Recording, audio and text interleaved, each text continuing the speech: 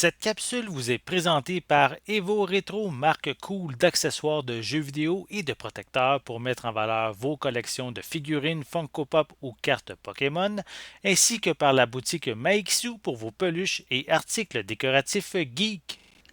Et bonjour, ici Sébastien, j'espère que ça va bien. Aujourd'hui, je vous parle du jeu Les Schtroumpfs Mission Malfeuille que j'ai testé sur Nintendo Switch, mais qui est également disponible sur Xbox, PlayStation et PC. C'est un jeu distribué par Microïd qui est disponible en Amérique du Nord à partir du 16 novembre 2021. Donc, en fait, les Schtroumpfs, hein, c'est une date pas d'hier. En fait, ces petits personnages bleus qui vivent dans des champignons, en fait, ont été créés en 1958 par le dessinateur de bande dessinée belge qui s'appelle Peyo. Donc, depuis ce temps, on a pu le voir les Schtroumpfs, en fait, dans différents formats comme le dessin animé, le cinéma et aussi dans de nombreux jeux vidéo à différentes époques. Donc ici, pour leur plus récente aventure vidéoludique, on nous explique dès le début du jeu que le sorcier Gargamel a mis la main sur la formule d'une plante maléfique, les malfeuilles.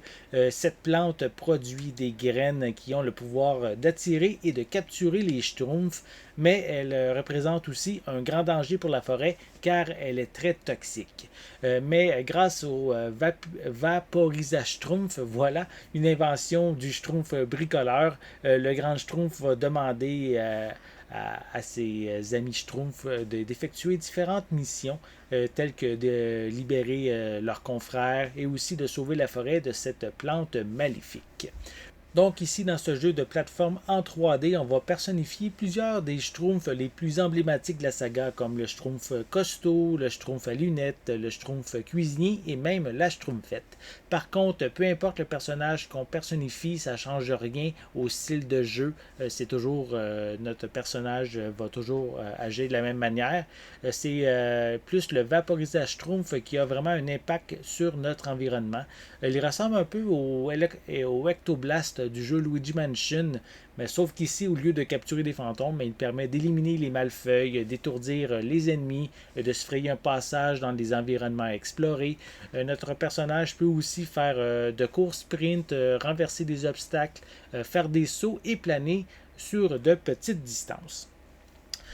Durant notre parcours, il faut bien explorer afin de trouver plein d'objets à collectionner. Certains sont faciles à trouver, par contre, il y en a qui sont vraiment bien cachés. Ces objets sont importants aussi puisqu'on en a besoin pour faire évoluer et améliorer les fonctionnalités du vaporisage Schtroumpf.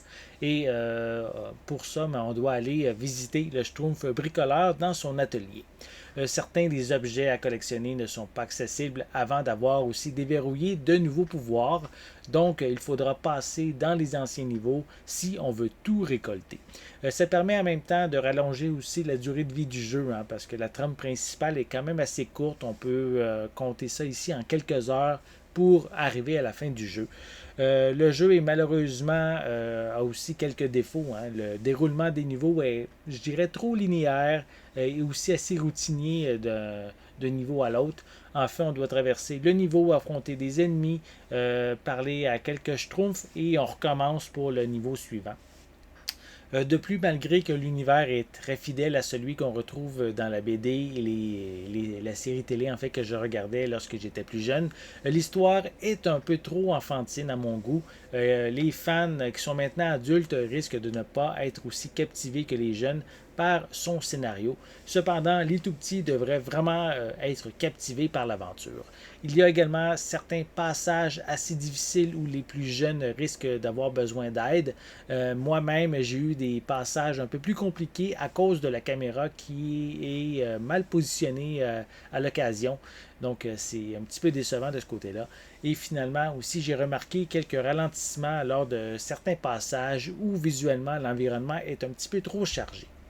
J'ai mentionné un peu plus tôt que l'univers des Schtroumpfs est bien respecté au sein du jeu, c'est vrai. En fait, le monde visité est très joli, très coloré aussi. La beauté des décors est artistiquement vraiment réussie. J'ai remarqué par contre quelques flous à l'occasion, mais rien de gênant.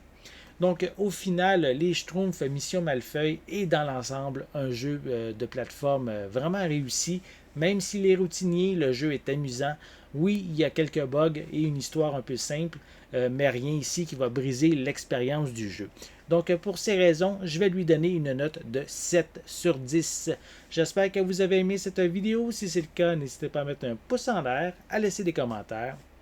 Dites-moi justement, est-ce que vous aimez les Schtroumpfs? Avez-vous, dans le passé, joué à d'autres jeux qui existaient avant? Avez-vous regardé plutôt la série télé, lu les bandes dessinées? Laissez-moi vos commentaires à ce sujet en dessous de la vidéo. N'oubliez pas non plus de vous abonner à ma chaîne afin de rester à l'affût de mes prochaines capsules. En attendant, je vous souhaite une bonne journée, une bonne soirée et je vais être de retour très bientôt. À la prochaine!